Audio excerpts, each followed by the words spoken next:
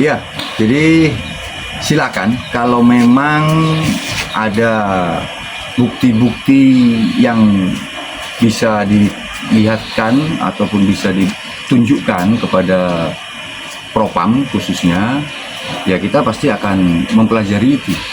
Ya, dan saya pikir hal-hal seperti ini sudah terlalu sering ya kita mendengar, namun sampai sekarang pun tidak ada bukti yang bisa menunjukkan itu. Ya, kita selalu terbuka kalau memang ada laporan, ada pengaduan, kita tidak tinggal diam. Kita pasti akan tindak lanjuti. Apapun itu bentuknya pasti kita tindak lanjuti. Nah, ini kaitan dengan kejadian yang kemarin sudah kita terima juga pengaduannya, laporannya di Propam, dan bahkan kemarin semalam pun sudah dimediasi. Ya, nanti kita akan lihat perkembangan ke depan seperti apa. Iya, tadi sudah saya sampaikan lagi ya. Jadi kalau memang nantinya ada, ya pasti kita akan proses seperti itu. Yang jelas semua laporan pasti kita akan terima. Nanti kita akan coba untuk mendalami, kita akan coba untuk menyelidiki bagaimana keterlibatannya siapa-siapa saja dalam kaitan dengan pertambangan ilegal ini. Ya, nanti kita akan informasikan kembali. Yang jelas ya kita harus berbicara berdasarkan bukti-bukti yang ada. Ya, jangan hanya menyebarkan informasi-informasi yang tidak jelas. Nanti malah kita menjadi blunder. Ya, silakan bagi masyarakat siapapun yang mempunyai informasi, semuanya, tidak hanya masalah pertambangan, masalah ketidakbenaran dan masalah pidana, silakan dilaporkan. Kalaupun ada bukti-buktinya silakan juga dibawa.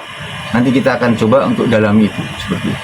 Untuk saat ini kita belum bisa membuktikan, ya, jadi belum bisa kita buktikan itu. Jadi saya harapkan teman-teman dari media pun ya kita kerjasamanya supaya pemberitaannya betul-betul yang diterima oleh masyarakat itu berita yang benar, fakta, bukan hanya hoax ataupun ya ketidaksenangan dan ada unsur-unsur lainnya.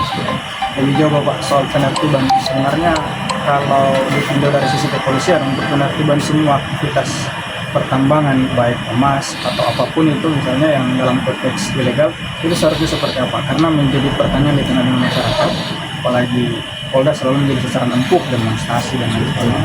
Sebenarnya itu seperti apa Pak? Bisa dijelaskan secara rinci Pak?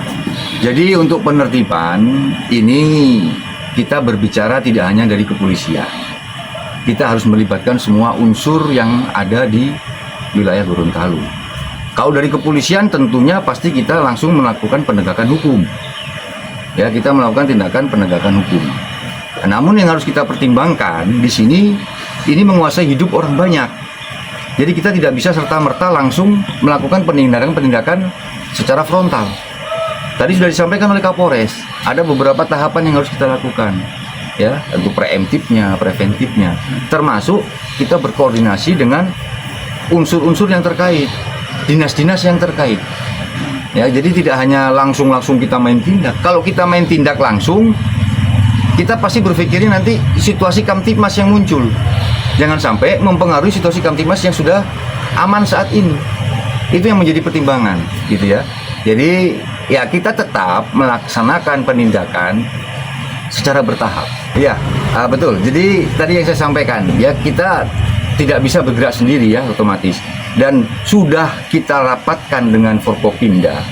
Dan mereka sudah menyatakan dari pemerintah, dari dinas-dinas terkait, bahwasanya mereka juga akan berupaya untuk membantu masyarakat penambang. Ya, salah satunya dengan cara mengurus untuk izinnya. Nah, itu salah satu bentuk upaya supaya tidak terjadi konflik.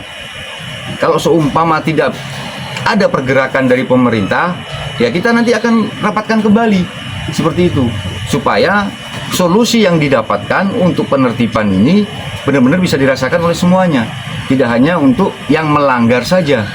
Ya, jadi yang benar-benar mencari kehidupan dari situ bisa juga dapat mencari dengan tenang, tidak perlu diganggu-ganggu lagi.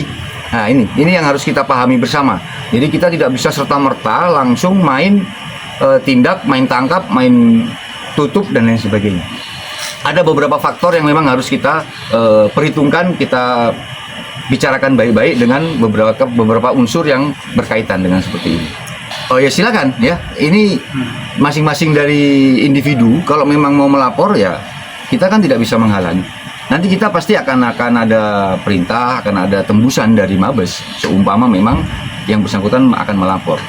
Pasti nanti akan ada tim juga dari Mabes yang akan membackup ke Polda. Ya kita pasti akan menerima itu. Ya kita tunggu saja. Yang jelas Polda juga tidak tinggal diam.